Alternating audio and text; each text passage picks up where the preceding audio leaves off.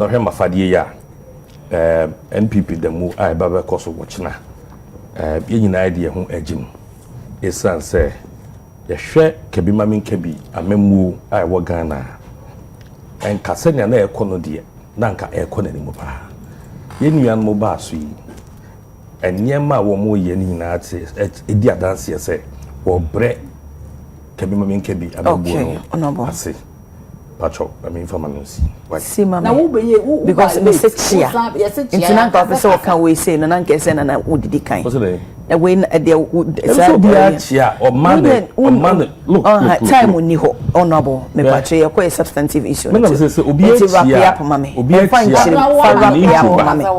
also treating me exception. You have to protect me. I have to protect against 2 NDC. You have to protect me. Mommy, the break a car. Where your NPP day? Yeah.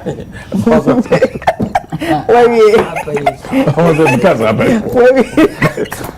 Where we? Against 2 no. Demonstration because of China. Demonstration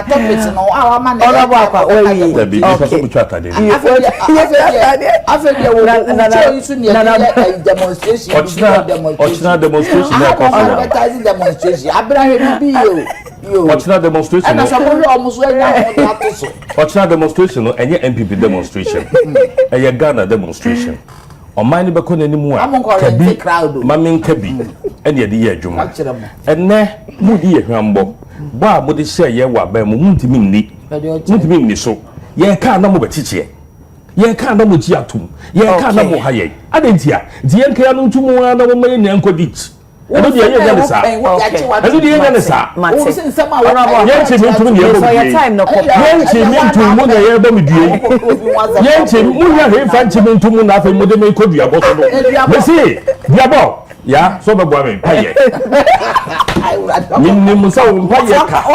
ntokwa e me koma e ntokwa me koma because Galamsey mu hye ho ba mo ti anya ho hwe mo ti nka mo ma me nka na se ye bo mi dua wo also go me we ya continue go me inso but because of go dua na just opokum okay ma opo okun ofo asewo enti munya hwe mfa onunya hwe mfa enso mi muntu na mo bo dua yi what I say manya physically and be spiritual and enti what no ya bom ya to safre wo se obia na ka ye na ye demonstrate na Ghana emfa into mapenfa na mpachochia hey abra wa my airtime am the advertise unini mienu nyina na mu okay mate chief what is it come on the man can say what na ya die asembe kreni chief of staff honorable chair party chairman tese kwa ye ko ye nem no meyi nchia na free ho ye ba ya no me introduce to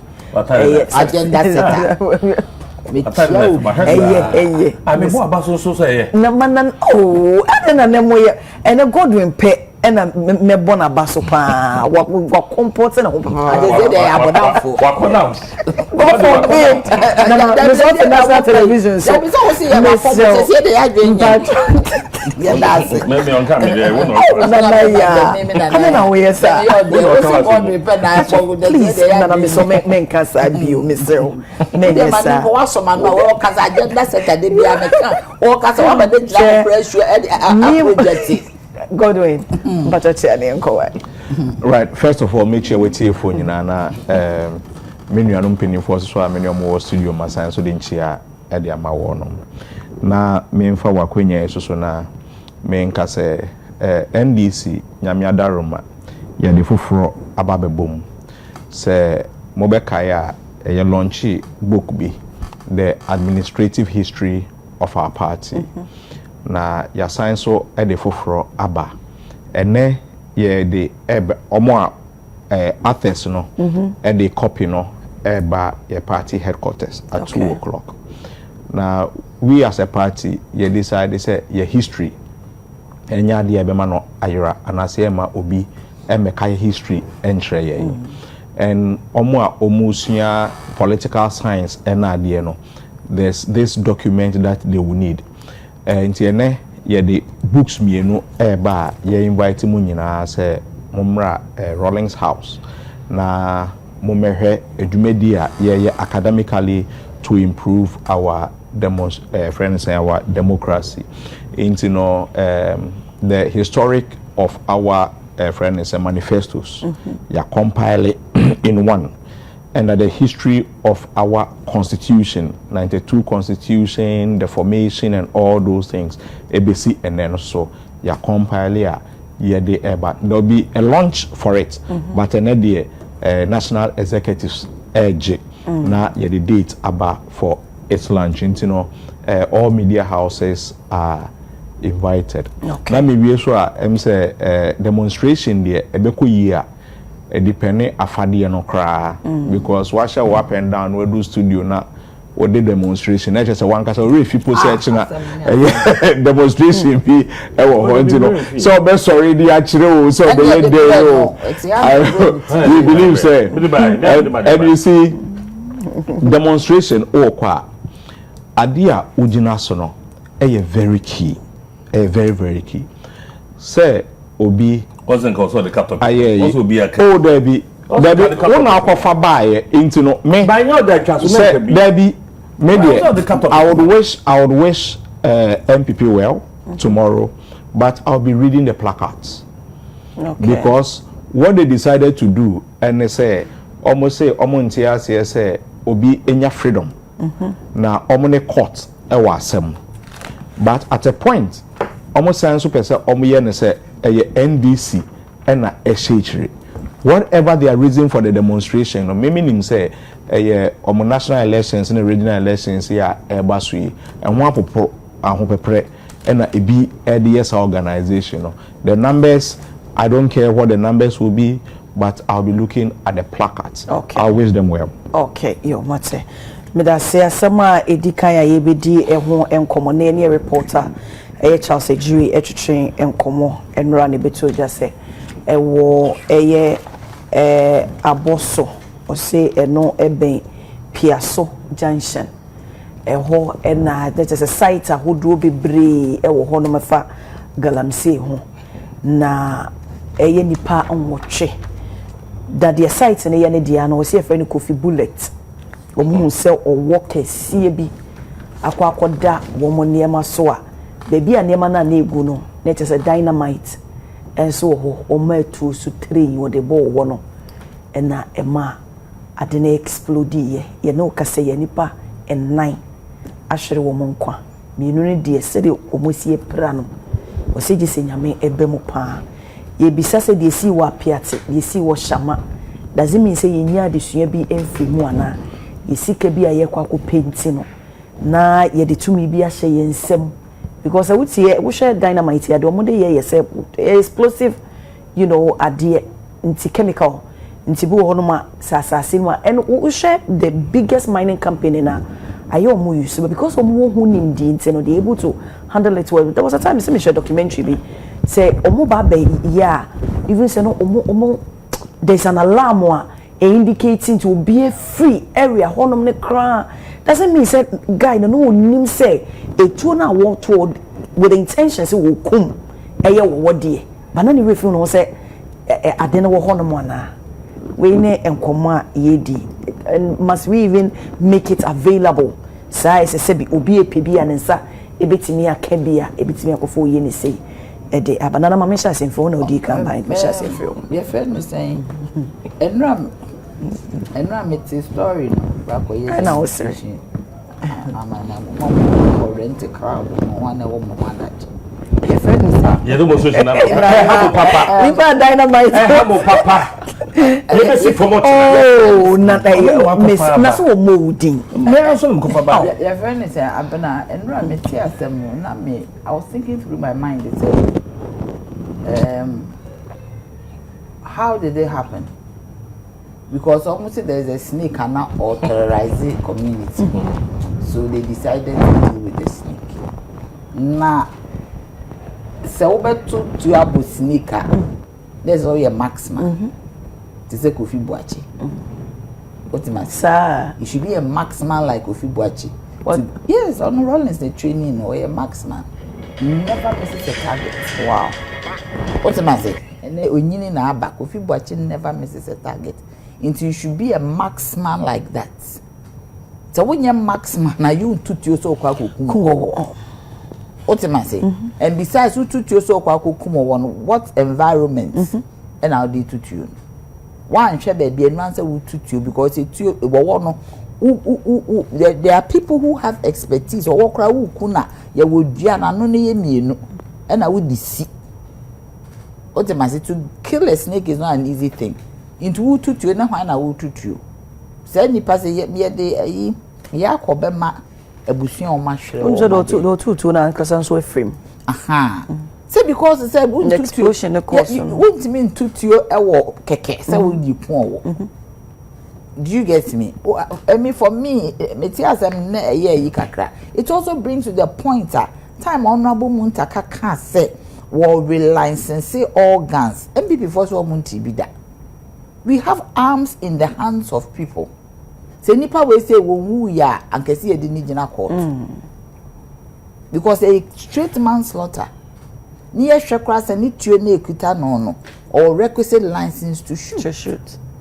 Or the requisite training to shoot.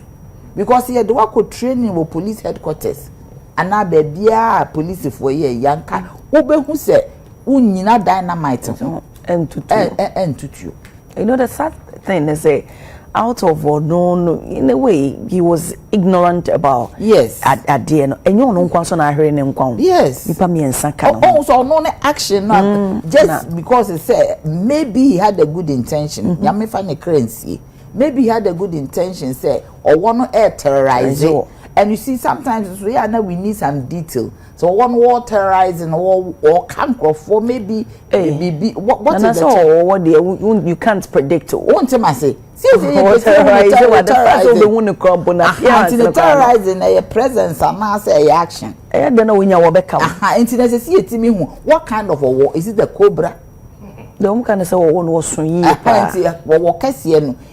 there are ways parks and gardens for forestry for they know how to deal with such a even on betimi aba disinfect area or one obewu ebi o hye no obepie oba be prewa abonten sa na okọ otimasi we need to look at our actions and we need to also be careful ye niam bebre wo ho ayemfa mra nto ho at the end of the day ni eblemi obi fetuo keke Galamsey site or fetuo keke o feel say ya family say maybe or a land garden no SSC starts and I am happy what honorable Muntaka is doing.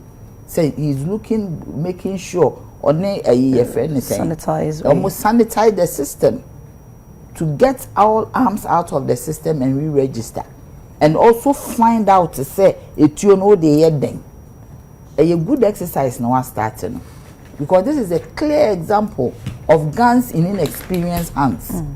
At the end of the day no ebetimi create a problem this is a serious thing that has happened. And also there should also be education on how to handle sad dynamite because when you kai appear TSC Shama ABSC so the way I work nipa no ton dynamite is an open space and I want about that dynamite so now also bonituo you didn't know said dynamite or I said Mras to say a lot of education on some of these things for people to know even nipa na work ton no kra no me gidi say ye church but as usual ye the idea no korea na ye ne say no which is not good which will not help us because anka nipa kro no kwa wo ton no kra onim de wa de a wo ton no ho anka maybe we expose no anka nipa no poma atuo no ko beka sa master train untimi nye sa of course it's our environment is not an easy thing to deal with but as I say utimi yen in such a way so it's not going to hurt somebody else people. Okay, it's not going to create a problem. You unkuku tuo kekento and American so who tutua you should be a marksman untutuo keke because sometimes a tuo no kran enye nya na to kill ebi ho a wotu to incapacitate in this all maximum na wotu to keke na nipa na wu so ultimately so even class am rubber ball fie na to ni to you are not supposed to shoot to kill you are supposed to shoot to incapacitate. Oti asese ne na now they are born on TV no afraid police say we intruder ba me fie if you shoot an intruder dies is manslaughter. Me say okay me kai say a report say we say be one of the regions no na or gentleman there ne wofa o say busuani na ne esi oyo hene and now no so hs o pursue dia ne ade she but career sha kontade no kita sekan enya asem to police unim say police timita that ye shooting ne ha yes and oja sekan no yes atoy you have to be a marksman yeah who shoot keke intermediate the mechanic says obi o person handle handgun a weapon be AK-47 they are not supposed some of the guns should not be in the hands of civilians like an AK. I don't know what kind of gun he used. An AK should not be in the hands of a civilian. Some of the guns that you see out there are not supposed to be in the hands of civilians. So you know maybe they honorable mutake and their manager he should sanitize the system. The arena don't know Adams Bona. Ahani only at the 100 name Adams Bona. Small arms, yes, sir. Omo me no adwuma na o makabo mu a omo ye no. Just aban papa bankrofo we no omo ye ne maybe sa keke. Okay. Eso wutwam so. Some say that na de bem. Oh no. So no me kwana nti wo be se wo nya no be ka se. That time hwan. Oh. Na we ko be na na wo na be time no. Abna wo ne hwan. Abra be na ka no be time. No and that's time that you no na be time na time. Wo be time but so ko exercise. And there be no na be so ko exercise na so you. And no ye me na mpacho wrap up ma. Time de be ma me. You must protect me. I need baby na kasa. Cuz wrap up na face na ombra. And now we asema make can say the way link be MPP for eye niema ama obi ye baby chaka wo clean e den pa wo clean e very difficult because when we ja niema ma ne koy to think is omo pride omo so omo ya lawyer for omo ye educated for na obi ja niema basa these are some of the ehun sunsanso na ehun yo emra esese e di ye adwuma ya fa anya adwuma emra nipa no odi wo manim no ye mranimfo enso so ya fa mra anya adwuma these are some of the things excellency mahama aba na sese no wo clear kwem ama bibia aye kama okay mate ye dana sepa the way or the Ghana aye den eko oni NDC government nyame shira wo okay Godwin right medical amabusu for yako na maka say Bible eka say lack of knowledge my people perish. This is a typical example of it. Sometimes here to me the bibi eshe obi nsema onim sometimes the capacity of adene kitano of adia ekitano meaning say dynamite yes most miners training na omuhia to even use a dynamite no omunibi when hunu say miner way use bi oni way aye adwuma eno nti onim say we dey chef from because adia ye dey pipe bo eyam bo and dynamite no so e wo grades any sizes the who use a small scale mine will totally be different from what a large scale mine is using. But unimu nimdie even omo de koshe abuo mu ne kra no omo de kan bie ekwan bi e mabuo no e dynamite match nya space e me de she ho se o light so a obia eni ho na wa wo light no so unim timer ebe dru ho a ebe explode na why then we free sa area mo. So how can somebody ehunu say dynamite edaha na owo enam so osime shutu owo and you see ye mpanimfo ana say ye nanam no so no nyankopon che wo made o people believe say the way the forest is being treated, the way the water body is being treated, no, abosomfo ni piso ebuofu. I don't have the knowledge, I don't have those beliefs. I was not trained. Say me who knows how enema no. But if we are so there, and now that's the point. How do you know so? What you say? Inti you insu bebre wo ho a, you say abosom. Yes. One fa ono so nibuo amana. They have a way of fighting you. Me who video bi so a premier kese bi eda your friends insu and no mo pese omukuno. And the video has gone viral. And you see the nature of the way a Galamsey as saying you know na abuane nemu non peso mukuno muntumi inkuno. I'm not surprised. Say ene and I said no yes sorry you know yes say owobi and if you look at the size of the snake or more air canal. Yes, no, this particular I've not seen it, but the one in the viral video there is so more person omukuno no enya de ketwa. So producers work around now monfa entoso.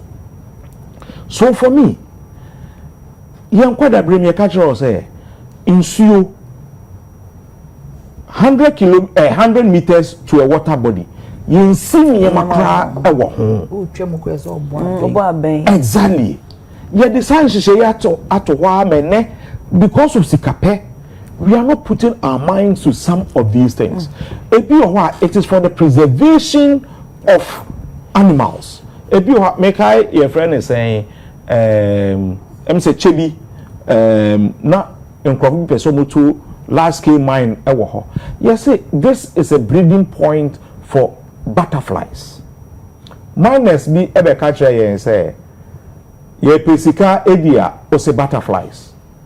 Because they don't know the value of tourism. And Krofufu Plain, ebe share breeding points of butterflies and the other friend is saying species of butterfly, and it is ecotourism. Yedi bibia ayesika say sika chef for munti no kwen bia so ebe faso etu no ese ye faso etu. And these are some of the problems. Obi ni obi ejuma kakra bi pepepe also me so manya site bi e wo ha me ko akoko didi so ana bibia etisa onim de bia expert bi eni ho a o free school of mines ana bibi e ba be kire ni sade ye ni say ye nko nsu we ho ye nothing. And that is the problem that we are facing. It's all about your food and the sky ye pese yenya. It's unfortunate say bibi say esi but Yemfa enye esuade. Look at what happened in Apiate. A whole community. I'm telling you, if the driver even didn't run and tell them, and NPA adverts be so who said tanker be ato hokra na a main tanker no one more twi ade kwa short fuel. Exactly. So I don't know say a combo say ni bill say den. It took the driver to shout in the case of Apiate to even reduce the damage. And say, "I deal with explosive woman free." And you see, let's also as a nation, and this one because you were a bemuno, beneficiary Jawa near the Aswao. Let's educate people about some of the things that we can handle and those things that we can't handle. Now, Mrs. Penny, Mami Jantua Eka. Even a tuopo, you see stories. Na akwada bi one me ba ni nuaketo edi agro wakako tutuo hey wokuno enipa kwa akwa license utuo no education be na unya even where to even put it say na obe the some assemble it say na be ya probe nsem kra na enye dangerous no. These are some of the things we would have to do. Tell me they say na menu aba so ebo muntaka abaso with the new thing that he wants to do in the interior ministry. Obia ukretu obia no yes o license ewu so register na no akra na ewu bra na be register na yehu etuo kura ekurawo any adienti a ukretu no even your sanity your mental state krano ebe so you don't deserve a gun and I say yenim kofa because of broken heart omatwituo ekunipa edi dua aboni petrim ekuno enade so sanity would also prevail and yes owo eyade a most of us yesuro but the truth is that owo so no eye aboa osuro nipa number 1 into onu hu a opebebi ejana exactly into no woye adwuma ewo kwaye mu no training ben na wonya and these are some of the things that must come as a package to obia woye mine na so woye kwaye mu adwuma. These are some of the things that we should take care of. And yes, Anna, we'll hear more of these things and more of these disasters. Okay, thank you. I just love how Wakasana a high dean. I mean, so you maintain a mammy wife. What's the honorable Akwasi. The way God will I just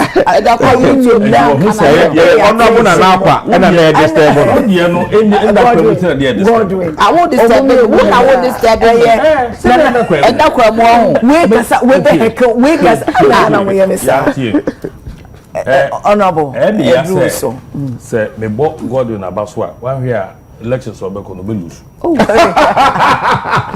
God will call for for me yes for me the kind of sanity I share in our body politics he represents one of them. Obekano as it is and for a political party wohun unya nipa bisa na wonni echire say yedi echire sa akaka you command respect because the neutrals are many obu won mo on to aba because for when this but we heard certain people like these ones and say and we all mannerism they here be also born about so one in teacher so is it me come here but this I mean he comes from and cutting neutral mona munye that is it let's have people within our system yenya e be kan pempe I'm not going to be there why you clear them kakaka ya pam ye because wo be kun tokwa wo Mr. One communication director o de man kasa why would you that system ye mumienu nyina me yedin because the onam all can imagine na make one me no menya ntie say yesi ye no ebosom e me dey me feel say ebosom menya ntie o ma say ebosom and yes me say na me hu na ebosom ni me say that but sensuo ni ade a yesi no no hu ma womu no be dane awowo na chesi Galamsey for no a you are for it Prince me man video bi say onyi video no enfan kire ye senia eniema akon wo no abai bia de na no ka say obetu Galamsey ase abai ne ba woye ho bibi I'm sure say enne President Mahama ne headache ba akon pa de Galamsey because it was a major issue CSO so no money ade ade omho gye mo bua NDC fo no mo so mo ma omo break akra se fie mienu adu still no ade ne ya da ye west enyendure and na be say ye adu iti afa omo bom ho ano no ma kasa bio ti ye no mo a sabe mimi say obi ye say edo ko Galamsey wa ba mu na wonko me ma ba mu no na oda Galamsey ni ho se ye ka obi anka no ne de opa ye fa say politician bia behwe ni awia owo Galamsey ase betu because mimi ntimi feel me constituency enko ba bi enko ka maybe dia mi hu no ana meka ho asem enso ne ensio no a ye say no dia na bi akogire ma ye bo bidua wom say meka Galamsey asem so dia say but e nyina ebe yire ho na ya ye adwuma no a ebe ye but ye ntie ne ye sikanti ye fu ene say ne ye be benefit from sikanti ye nya sabe asase ye fa na asase ya asase to me wom the elements of the world the elements we are civil issue wind all of them are elements as spiritually so you be highly inclined spiritually wouldn't say grow if they will start fighting for themselves because if your politics are moyen because there amount for being here Galamsey their politics it will kind of say me I mean the kind of threat that is on me and ya de ketwa but once ma fatu mo so se mekono hwe no ye you achimda kwa ho pe na se se no ye horo the good brain mono. Yahoo, the good brain mono. Look at it, a quahope. Or that didn't used to be this way. It had nessa a baseya. Sabi, you best say, Nananum, I am for police for the money. I am so happy, say police for if you are saying taking action. And then na so much you be the baby coaching go for the site in here. O constituency. I think then here. Coaching go for them, and I did a call her a coach when the money. It is a police for Benya Huade. Na Omachi and Crawford no more prosecute or more. But this our warning had no we have the first hand responsibility to fight these things. A woman say one more from Ashiro Monquano. Yeah. But you see, beyond that matter, explode a big assassin move, assassin be a boom, a boo, so no money are they. These are things, sir. Sebi, a former good dear no ya dear. Will be anka say, my yentu. Ye be tua, yentu the quam passo. Yes, a woba benya wusikano. Now we'll fetch the Edia say, and near ma. Yes, you benefited from it because we bring on the supply. The water plant in Achimoda. Yeah, who will Eddie who bring no direct. It's going to cost us money. Yeah, will tell you. Ain't sir, we know over the last 2 years and and I say it was something and there was editorial. There was nothing like that. These are periods within. We Sasa we say baby 3-4 months. 3-4 months. Yes. And no more ISR. No more as I said this one, ya grow. Some class I said this one. So they illegal. Why here they did one? You have a pamum. Tom quite get no more. My don't no more. And no because baby they are planting a reclamation site. Ube could near to. And it's all over. That's it. It's all over because that didn't used to be like that. Constituencies are trying washing now. Not a cost kaka. My idea. By some reason, no, it was protected. And then only now, what the whole area, and only now, a bopia, only a chop some fielder. Maybe no more. Now, to why so they land in a mouth? That is the problem. When they land in the mom, I am happy say women police for a coachon. But now, no, interview. Now, make us say November 16th last year, Yachinkofobisa, ever seen there. You won't be a case now. Almost feel down.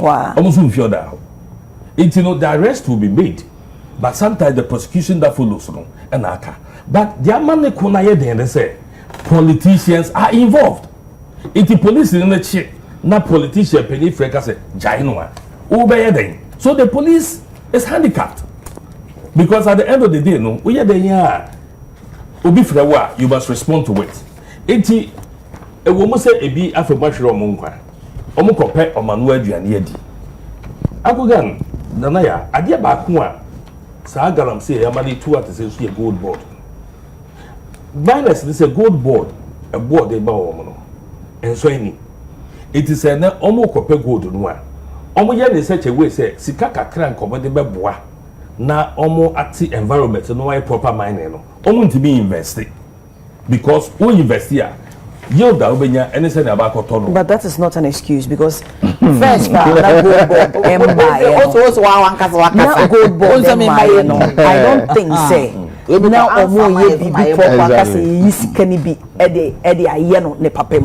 illegal mining is illegal mining. That's it. That is what they are saying now. We have to look at it. What they say? Yes, say they are complaining about the pricing of GoldBod. GoldBod system will be a almost a price no. But if you engage the miners, that's what they tell you to say. You GoldBod and ka bra mobre enya good year no. And come back at a certain amount. But you sure say GoldBod is buying illegal? You see exactly. Come on, you see, Galamsey is what to say now. When the Tom gold no, gold you cannot do anything with it than to sell to GoldBod. But we don't let's analyze it. Do you have evidence to the fact say oh man regularize and Nema say oh this is the channel yen penny Emma yen and smuggle gold and go outside. Exactly. Doesn't mean say those mining illegally are selling their golds to them. Illegal miners almost smuggle. The illegal miners no so the back say they sell to GoldBod na. Of course. omo na catch na woni mo na wa me anche o na me anche woni mo advocacy against Galamsey nkomo na wo na woni Galamsey for di nkomo na so bi Galamsey Akwasi akwa wo mama the people have been arrested. Okay. And Chani eja wo mo. Honorable Akwasi. Me go to me am because Galamsey ni say. You see them and they'll tell you. You baby omo. Yes, I know where they are. Hey, now no dey wunye bi na ni baby omo. And they come to me because me as a kasabodom. And they come to tell me their worries. Won't you know Galamsey advocate? Galamsey advocate. Hey, because you are not Galamsey advocate. Galamsey for bounce. Why no media real story. That's true. Of more information. And I walk out on air. Oh, because I never be hold on more. They say okay. It might not be palatable to government. What they say? Not at your kind air also. But I did say open solution. If there are people here, presidential staff and the DOE. Or no President Takachi. Bisan someone main fan to an Bisan. But sometimes so mama say want the Galamsey for, but they are comfortable to come to show their face that they are Galamsey. And they tell you officially say, we are Mashebejani. Our munim say una shemra. Now mutimi ba ho illegality can come to legality. The NM one pa. And one here, Kobeka say be our percentage. Don't twist this one. I'm not twisting. I know what you are capable of doing. There will be as many. But I am helping you and your government. For now, or to be no complaining, and as or to be no more catch will say because are they illegal? What I know is even the Galamseyers and the components or more to take. Exactly. But for them to be bold enough to say no, to come to you, we don't appreciate our pricing. Who doesn't know the Galamseyers in town? Everybody knows them, but the reality is that. And I want to me and show more. Then why do you even end up blaming a president? Why I would say I don't know. Let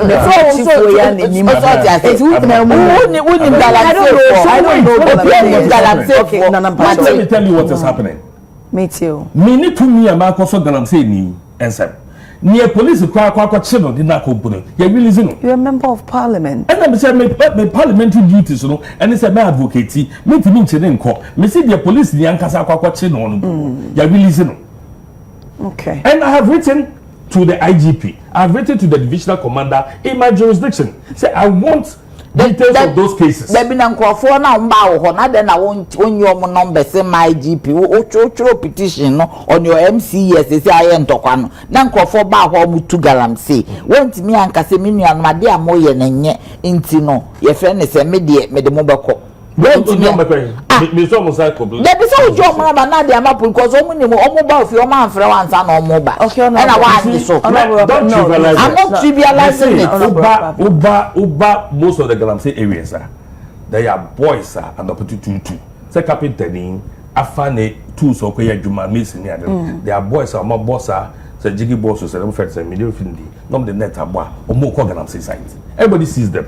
But you see, and I think say we say your concern or raise here. Yes. And say it me pay attention to it because it's a good thing. Let me say I am surprised. Say we see winning way. Maybe you are not in any of the areas, but maybe you two Galamsey. Openly move around with their tools. Galamsey. If the security knows where the Galamsey people are. The security knows how to trace them. BNI for them, that's what's beautiful now. Okay. But the reality is that who is involved when they say actually, Akwasi knows them. I'm a member of parliament, but you might be there be so now they wouldn't more. Okay. No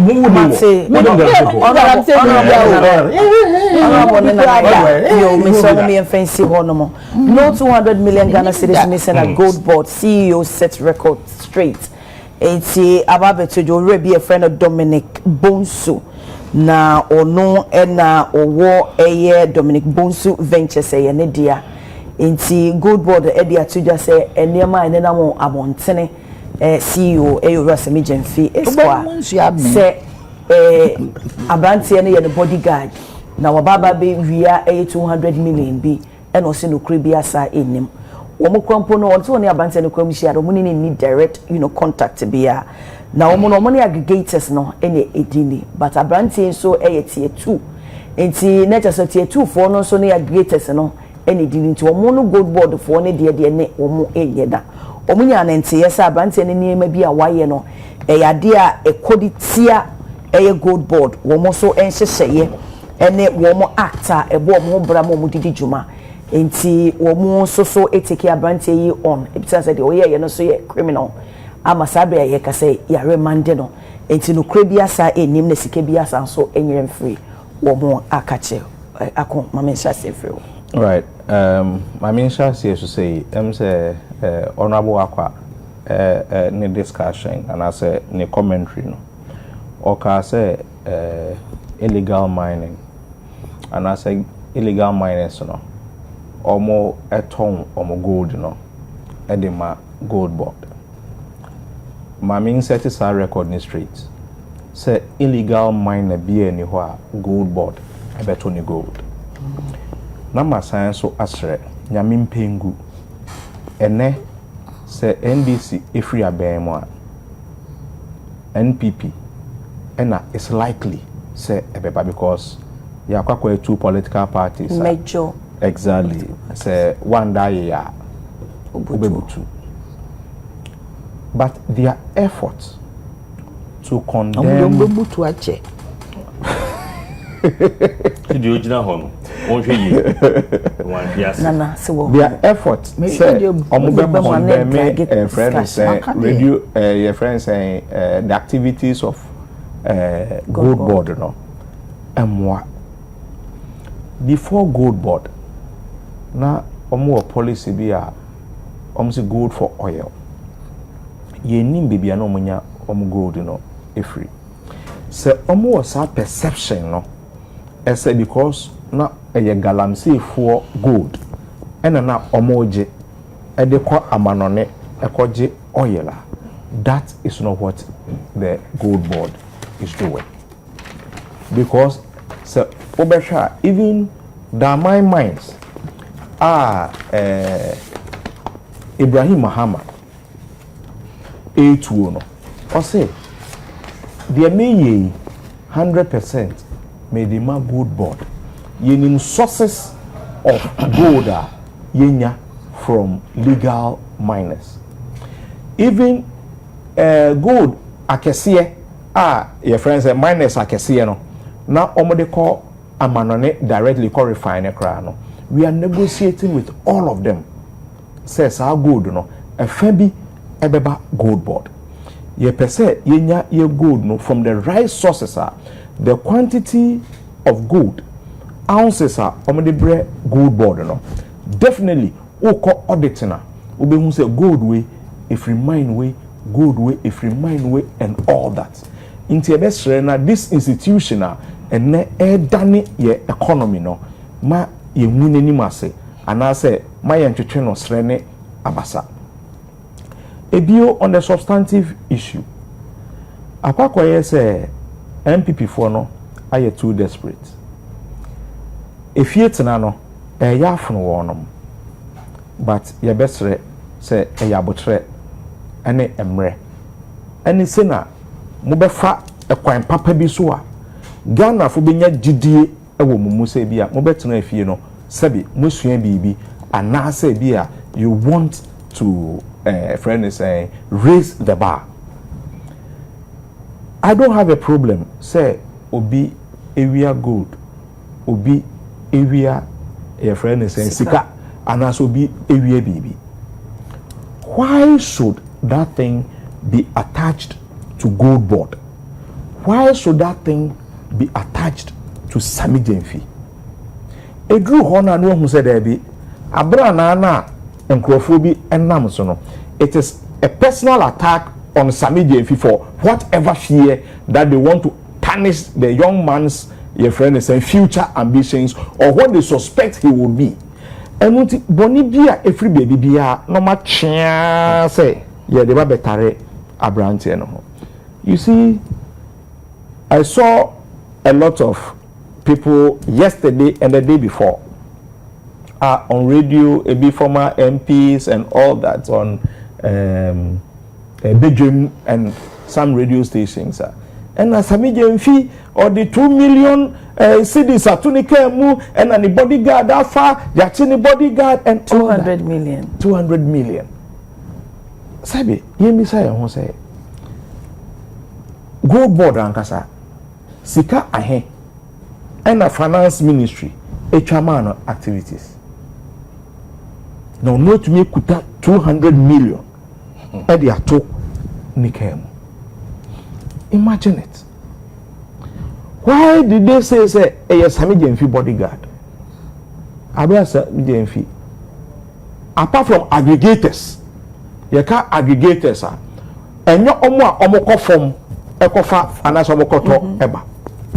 You were tier 2 for and this bonsu guys are tier 2 person. So no dealing with the aggregator. On dealing with Sammi Gyamfi. Now to say, Mamenda all appointees of NDC. Mami sure come remove Namenka. I want to thank all appointees of NDC. Mwe dimhuni. Mama Ghana for any GDA ewomumu. Ye ko 2 years. Not even one single scandal. And that is the pride that some of us have. We are confident in all this. Your friend is saying appointees of this administration. Can you know, even 6 months, ubehu scandals are APP. Intiama MPP from Air Force who says scandal be emra. Ye whiny emfa. Last time, Miaminia ba Rutse de la Sedo, National Service Authority. Your honor story be Abba. Anyway, 60 Ghana cedis be personnel. Omuwie yom hu se sanye nokre no afi omudua no omaka ashomoto. What happened was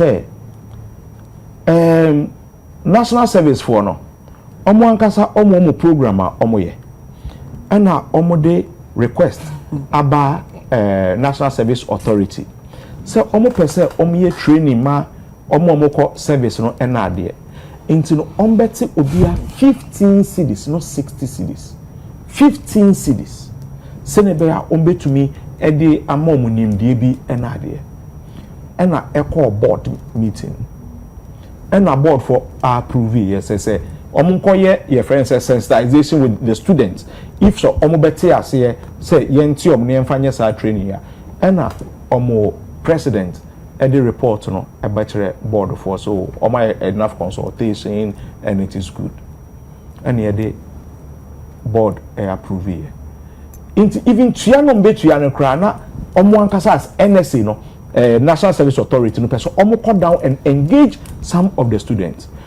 And now Omokaso 4 months a year, Yebetria at the Amamo. So that 4 months a year at the moment amounted to that 60 Ghana cedis because 15 for 4 months is 60 Ghana cedis. Oh. And now yet at the moment.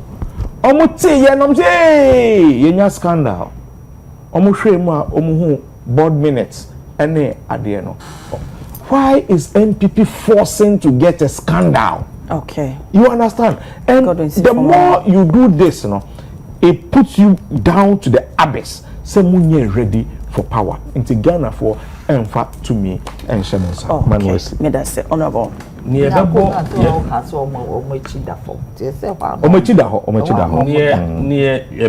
NDC for Abaso. Any Kwanya Omafaso and manage the media landscape. Especially when it comes to issues of GoldBod. And oh dear. I say one. Share all the corporate institutions. Buying corporate institutions. Communicators on my point as corporate communications officers. Inti and yet ordinary trained communicators and as a journalists and a PRs and they are real politicians. Inti no eba ye handle issues a fee government in the one as you eba or come first managing. And obviously, say any Ministry of Information on party communication, I didn't have cabo and the managing fee. President Akachi with that huge budget. The Felix or ye Jumapa or what come of us were a so media anymore.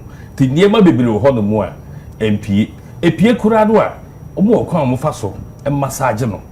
Na enko ye nti no ye be discuss ya na eno wana no e na CSOs ni bi nso no ye critical no ene omina no ayedi nti eno de ebo maba so matimi aye ne sa but da aponche ne obewu no eni ehu ne tenten ene se wo kwa scandal akọ NLA obenya scandal GoldBod there bebre various assemblies scandals ni so because a GoldBod bebre with evidence I don't NLA now bisa GoldBod make NLA na GoldBod there are some of bisa NLA so there be NLA so no scandal so was a readily you ask of GoldBod no so we me bisa no topic you know most scandals bebre. But when you mention NLA, no one can say scandals bebre. So I wanted to note that bebre. I don't say GoldBod near discussing. No, so no one call GoldBod nkwa. Oh no abo. Me go. Yes I make what I know and you want me na me the time na. But don't be to make us a wrap up because it was one. What me blackmail me into kawasem.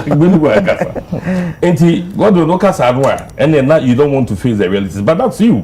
Fair they be make us say never be say no. What you sa. That year you be tablet na be magana for ehunu no. Ko be do baby no media for no ntimi enyo mo sa. How me ba bonte abeka. Me Galamsey allegations 1 year ni. Afi ya ekobo medua asem no obi buy the high ehwe no. Afi nkofo say anase we de nka bone. Ane na aban hwehwem. Ne ye rastigmanti akra say we hu evidence. Into no aban enhwehwe evidence ni amikra. Die etie die nipa no a ye kase wafa 200 million. Ye Sammi jefi onim na onim no. Also onim no. Onim no. Okay.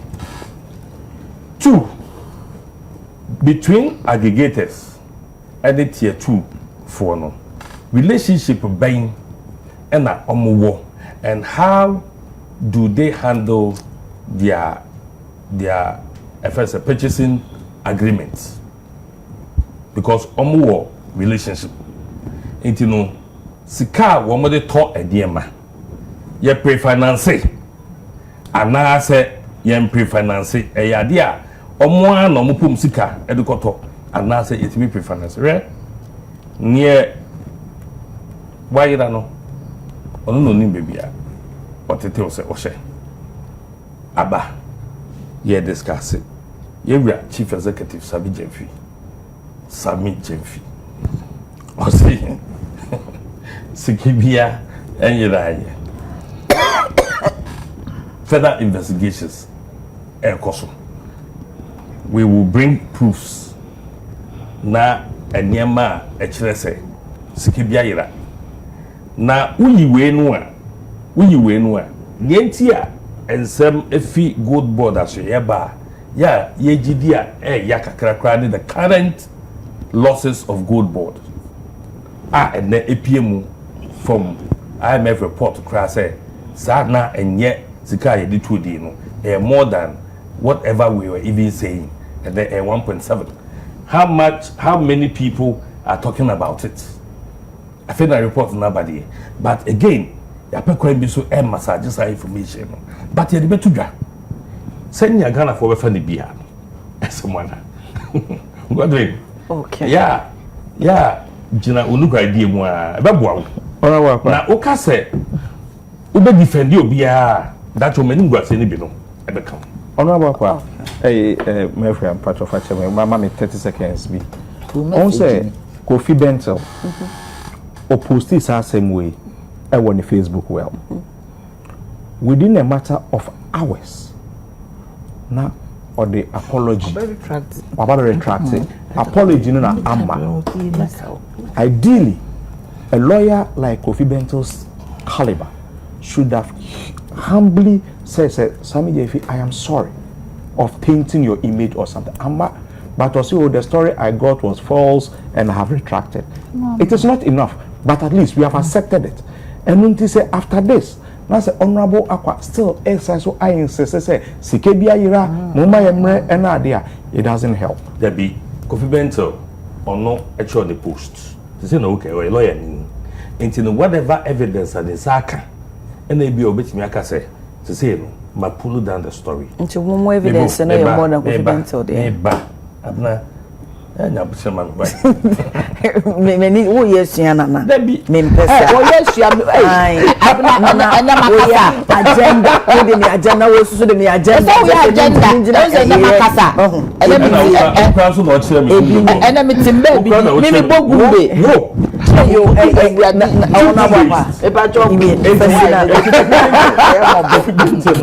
I cannot say it does not mean say the source of information I war any sabi senior and 72 years no ubi a babeja story whatever it is we'll peruse some more. Okay, we'll look at it because no kura say you be hunu the womb. What I say GoldBod and you as a Gyamfi there or don't know that no advice say no be fi ho and your mind can sika it is because we ho no more you won kwan say be can make us say car GoldBod boy figure of the buyer na IMF abetom to no say sika na more than that me no okay they make us only say IMF the figure for aba the what so person me I am only you didn't come on no ka sam che me na me say so time so me say IMF report na aba say a car GoldBod boy you know 1.7 billion ye and so dem catch the yen na no what I say it dey there when an independent friend say independent analysis of some of these things are na ye two foot egu eni de bia e ba ye media phone na die che say call mabodie enso na IMF de aba me das obi be die chi no ho okay nana abena na me ra hopo nse ma ye din MBB for the media nya credible Akwasi akwa asema ma ko she dem aka so ho mo why the kasa well say media nya credible no dey no asema ka say because of cheap because of cheap communication in the media. No, Nana, so we are managing a communication in the media. Some of us can say media for some the whole can you manage chief Gumbis? Oh, the Biana Nambo Gumbis are and yet on a Baka, but money quite no. Yeah. What was I just on the mechanic? But oh, obey, sir. Okay, and then memoir. Memoir, though. Number one, in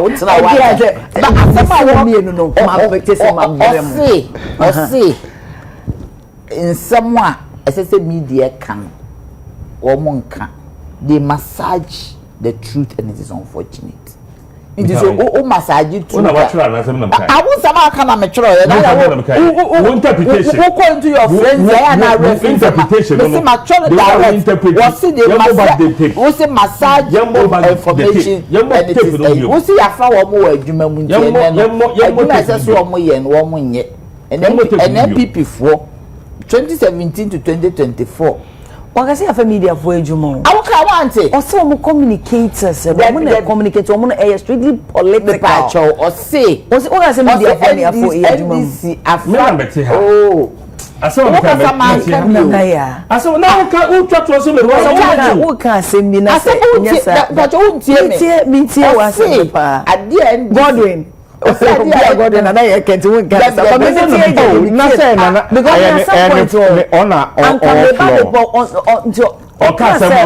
political because of more members and I can say media for corporate communication officers so you are managing the information flow exactly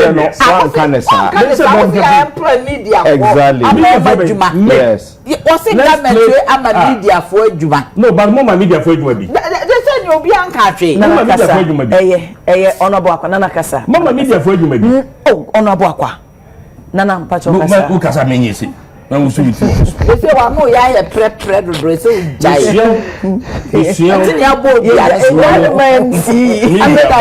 media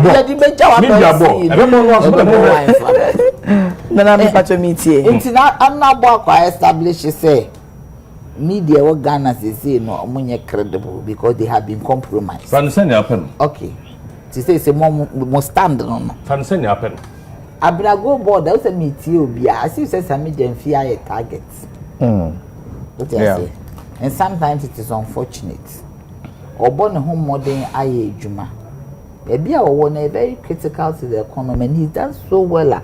Me sure say will be quite expected will be to me this marvelously well.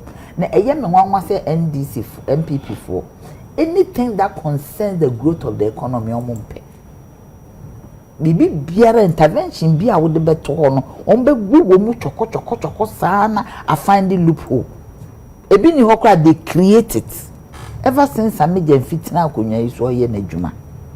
O ye na djuma ma Ghana ne ma ye ene gold for hwan ne e de baaye e kina ene Sammi Gyamfi aden. Hwa abraye yeti hoyi. Abraye yeti hoyi. Discipline. Ana akokan no. O so ya no pakra e kire enisam de kire oba me alert information say you have to be disciplined. Don't bring scandal. Hey, send the memo. Every morning, appointees. Me send my from Chief of Staff's office.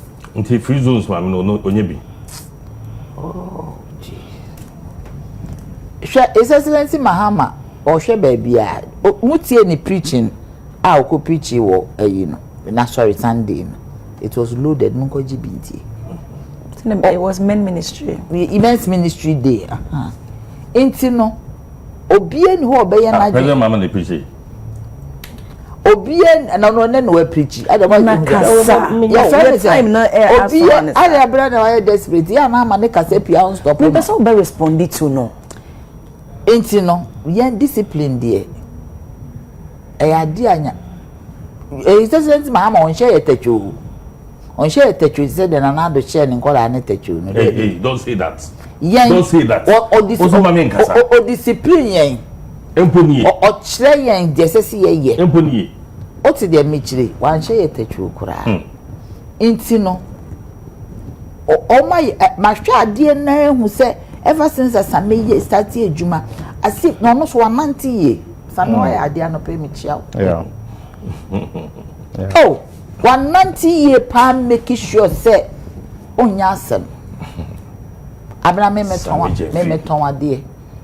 Me workshop. Edu time bia me nkase se wo se IMF se oboka na se bi me koye me niema ni bebra spa se me to man we date no. Enya ka na mabon. But me die kra de ye me ankasa. Se okase IMF ka se mo boso na IMF si wa boka mo amoka. Mo ka mo boy ye kra ye ntimi nka ho ye decide say ye equalize. Decide na ka mo boy man fa tuja. Me say ye agency equalize. Say IMF ka. Agency na wo ji IMF die ni di cha wo krom ni. Ukrom ni ono ti ade no IMF no collect data worldwide. Mo ma ye hu no. Na mo ka no kore. Mo ye hu no kore. Me pa jo me makofa ma ena me pese me ko. Mo ka no kore. Se obi mo amutimi be TV so say Ghana ye very graceful country. Ye mpese ye ni begu ase. E wa ye nko IMF da. Ye so ya no pa na ye say IMF. A few minutes later. Me nko na makwa. Problem eno ye tro. Eno ye tro. Enye tro. Enye tro na ye tro. Be ka be hwe the situation me nko. Ono bo akwat na we say na so mo ka tro. Sammi Gyamfi no mdines eni esi ne so batu de nyame ahia no no ahira no. Who the eagle eyes so? Who the snake eyes so? Who the whatever eyes are what they shenwa? The nyame ahia no no ahira no. Okay. Waye na juma from party time ever be seen as a communications director. Ebe seen waye na juma kama. Everybody will attest to the fact. Sammi wo huna wo. Ti say there is waye no say see ye na juma ye communications director mo. Nana, Ampa, we're raising standard. I'm telling you. Hey, the bar is high. And I'm saying, we're raising bar. We must be able to maintain it. So, press conference or guarantee sites. Nana,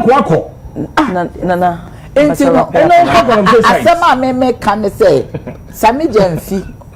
The good thing is almost so a good communications person. Idea oh yeah, and it's a speedy response.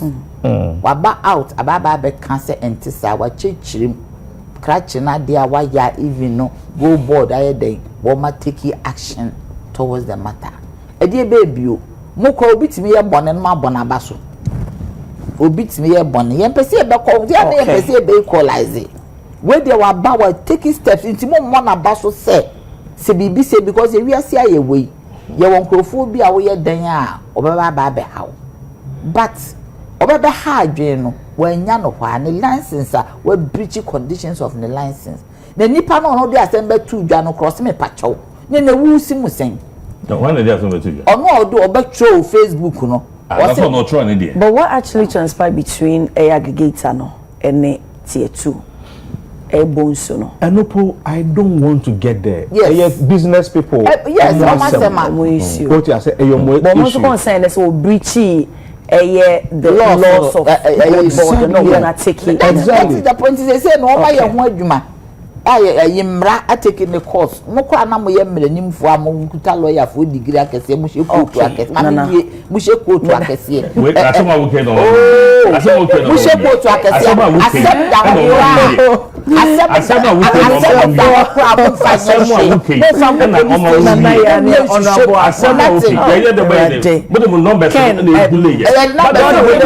the Ghanaians and a Wednesday edition. Unfortunately, time last summer, another Wednesday, and I am very sorry. Dynamite explosion kills 4 at Abosso. Sasso no 20 million missing at GoldBod. CEO set record straight. Sasso and unfortunately, and discuss it. Bring new IMF deal to Parliament for scrutiny upon Chroma demand. And see, and ora yaw Honorable Alexander Akwasi I am a member of Parliament at Chimoda constituency, so and Anaya Pim Jantoa, former General Secretary for CPP, now Presidential Staffer. Ora Godwin Akogani, Deputy National Communication Officer, NDC. Now, Aya Godwin Epe, the National Communication Officer. Elections in you know, my Madam Masapasa mobile man, and a baby,